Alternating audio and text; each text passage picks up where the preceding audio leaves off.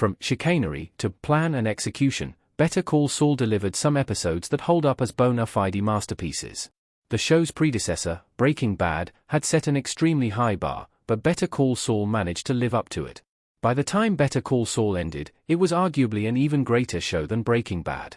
Vince Gilligan and Peter Gould rounded out their buffoonish lawyer character into every bit the complex, three-dimensional anti-hero that Breaking Bad's Walter White was. Over the course of Better Call Saul's 6 seasons, the show aired some of the finest episodes of television ever produced. 15-inch Miho, Season 1, Episode 2. Alongside being Walt and Jess's first real foe, Tuco was also one of the first villains Jimmy crossed, with Better Call Saul's second episode delivering an intense encounter. The protagonist finds himself kidnapped and taken to the desert by the Mexican kingpin, a pretty familiar sight for Breaking Bad fans. Here, we once again witness Jimmy's gift of the gab while also being introduced to Nacho, instantly discovering the moral compass he possesses despite his criminal connections. Even though many fans feel that Better Call Saul starts slowly, Episode 2 is a reminder of just how exciting things are from the off, and Miho remains an underrated classic.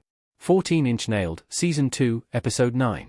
Jimmy and Chuck's relationship is an integral part of the early seasons, and Nailed shows just how toxic it becomes.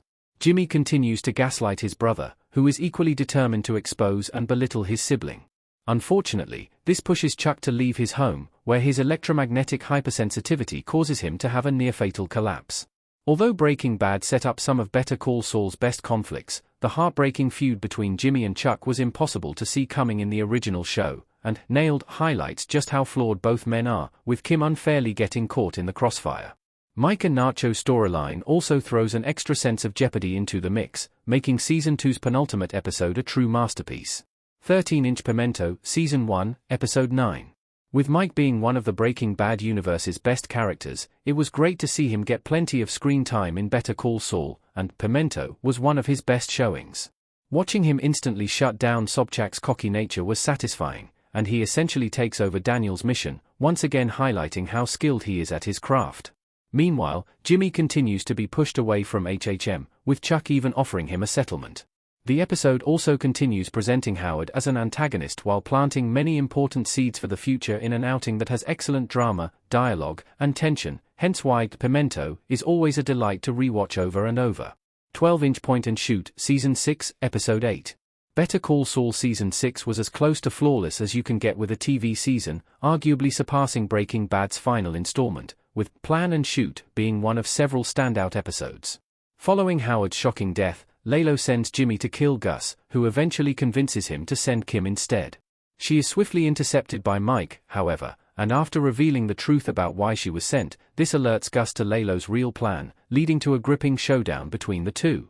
Every second of Plan and Shoot is filled with tension and an uncomfortable feeling of dread that only continues into the next episode. It also marks the beginning of the end for Kim and Jimmy's relationship, with the duo finally understanding just how far they had gone. Despite Season 6 still having numerous outings after this, it felt like the conclusion of so much conflict and the true starting point of Breaking Bad. 11-inch Rock and Hard Place, Season 6. Episode 3.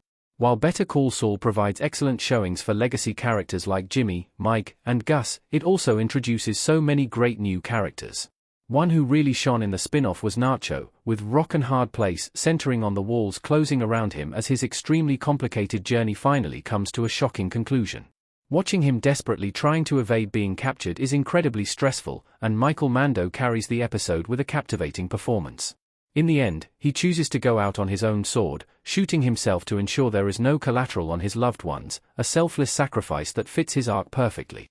Season 6's third episode is easily one of the most engrossing, and even those moments of silence are impossible to look away from in what is one of Better Call Saul's best showings.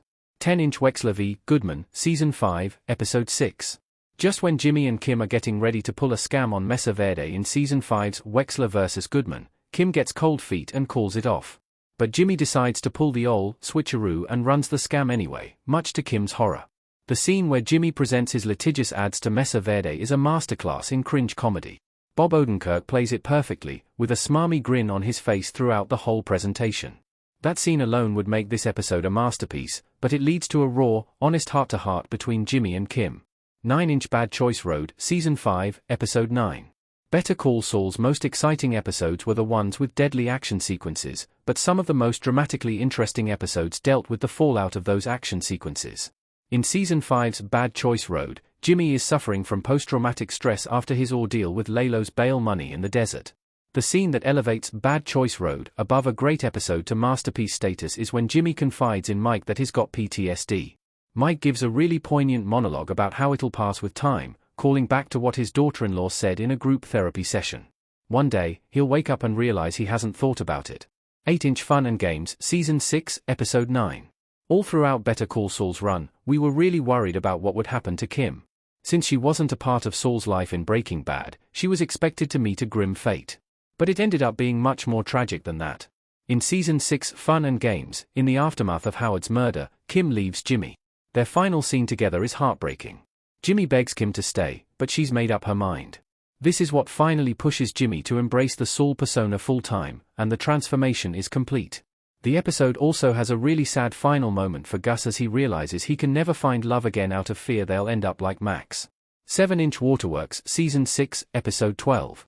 Rhea Seehorn gave the performance of a lifetime as Kim in Better Call Saul, and that performance came to a head in the show's penultimate episode, Waterworks. We see that this brilliant lawyer has exiled herself to a miserable existence across the country. She's in an unhappy relationship and has a painfully mundane job. When she can't take the guilt anymore, she returns to Albuquerque to come clean to Howard's widow in the hope of providing her with some semblance of peace. As Kim takes a bus back to the airport, she breaks down in tears. This is the culmination of Kim's entire emotional arc, and Seehorn makes it feel so.